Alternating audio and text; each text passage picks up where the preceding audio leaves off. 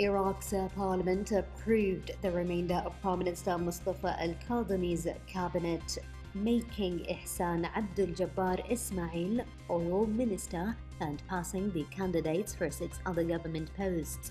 Al-Kadhimi became Prime Minister last month after 5 months of political deadlock after his predecessor Adil Abdul Mahdi resigned under pressure from mass anti-government protests.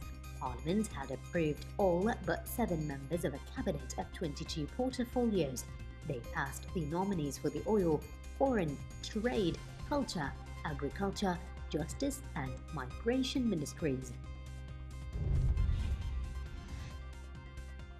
Thousands of Israelis demonstrated against Prime Minister Benjamin Netanyahu's plan to extend sovereignty over parts of the occupied West Bank, de facto annexation of land that the Palestinians seek for a state.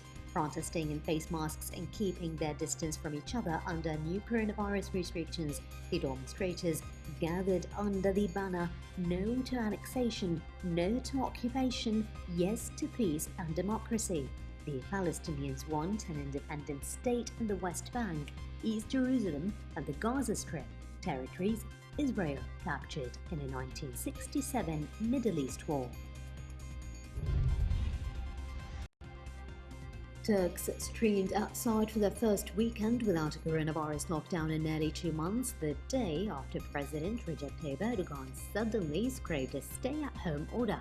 Cafes, restaurants and other facilities had reopened today, as infection rates slowed and restrictions on intercity travel had been lifted as the infection rate slowed.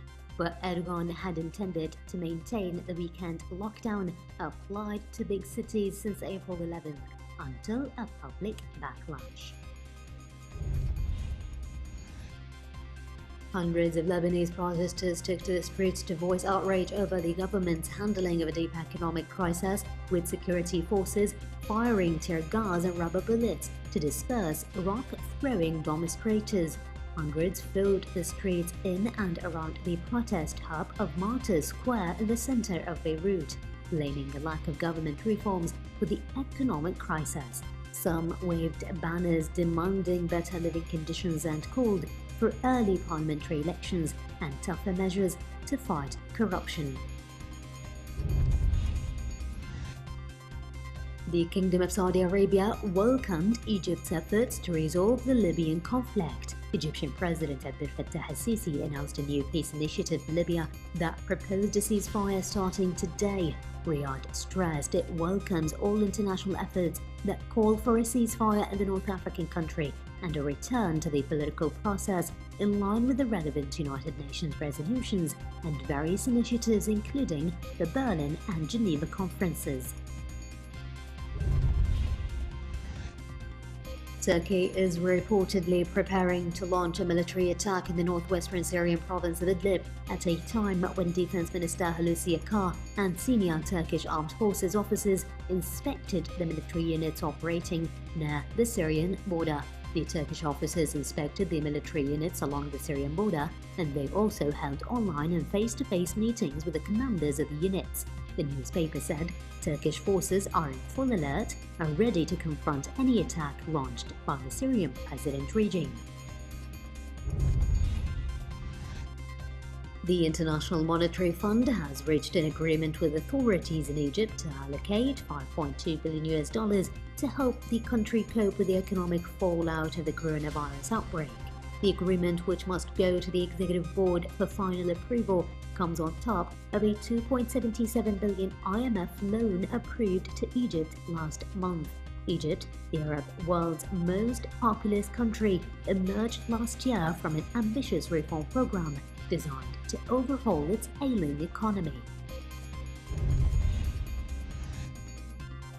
The Arab Monetary Fund agreed to provide loans of $211 million to Morocco and $98 million to Tunisia to help the North African countries deal with the coronavirus crisis. Both Morocco and Tunisia rely heavily on the hard-hit tourism sector as a source of hard currency. The IMF is currently looking into financing requests from other member countries and is processing the requests through expeditious procedures in order to provide support as quickly as possible so that the borrowing member countries can meet financing needs and enhance their financial positions to face various challenges, especially during such times.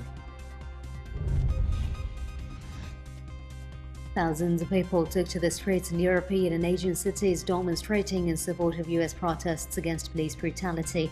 The rolling global protests reflect rising anger over police treatment of ethnic minorities, sparked by the May 25th killing of George Floyd in Minneapolis. Many thousands had also crowded into the square outside Parliament, holding placards reading "Black Lives Matter," ignoring government advice to avoid large gatherings due to the risk from the coronavirus. Emergency medical aid organized under the auspices of the Organization of Islamic Cooperation, or the OIC, has arrived at Kabul International Airport, ready to be delivered to the Afghan Ministries of Foreign Affairs and Public Health to combat COVID-19 pandemic. The aid parcels containing disposable medical masks, specialized N95 hospital masks, and protective clothing for quarantine personnel were handed over to the Afghan authorities in presence of OIC's resident representatives in Kabul. An agreement between the Italian government and the Union of Islamic Communities and Organizations in Italy will allow imams to offer spiritual assistance to Muslim inmates detained in Italian prisons. The Memorandum of Understanding follows an agreement signed last month between Italian Prime Minister Giuseppe Conte and representatives from Islamic communities in Italy on the reopening of mosques and prayer rooms as part of the country's phase 2 response to the coronavirus disease crisis. The agreement is considered by Muslim representatives as a step toward official recognition of Islam and a religion in Italy. OPEC and allied nations agreed to extend a production cut of nearly 10 million barrels of oil a day through the end of July, hoping to boost energy prices hard hit by the coronavirus pandemic. Ministers of the group in outside nations like Russia met via video conference to adopt the measure aimed at cutting out the excess production depressing prices as global aviation remains largely grounded due to the pandemic. It represents some 10% of the world's overall supply. By formally clinching the U.S. Democratic presidential nomination, Joe Biden is set for a bruising challenge to President Donald Trump that will play out against the unprecedented backdrop of a pandemic, economic collapse, and civil unrest. The former vice president has effectively been his party's leader since his last challenger in the Democratic primary, Bernie Sanders, ended his campaign in April. But Biden pulled together the 1,991 delegates needed to become the nominee after 7 states and the District of Columbia held presidential primaries Tuesday. The Eastern Province Municipality has inaugurated the first innovative mobile food truck for selling fruits and vegetables amid the precautionary measures being taken to curb the spread of novel coronavirus, and also ridding the crowding of customers at centers for selling foodstuffs. The objective is to provide safe shopping from one's vehicle without the need to get down purchasing these needs. The initiative gives the opportunity to Saudi youth to sell their products according to high hygienic and health standards at the points of sales.